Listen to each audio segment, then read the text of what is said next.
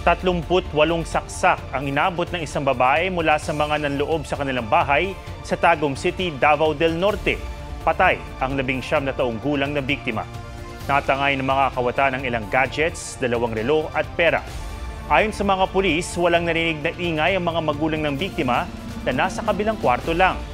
Posibleng tinanggal daw ng mga kawatan ng sliding glass window sa likod ng bahay kaya nakapasok.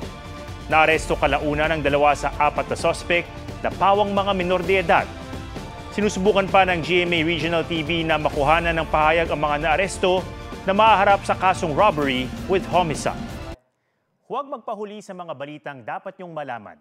Mag-subscribe na sa GMA Integrated News sa YouTube.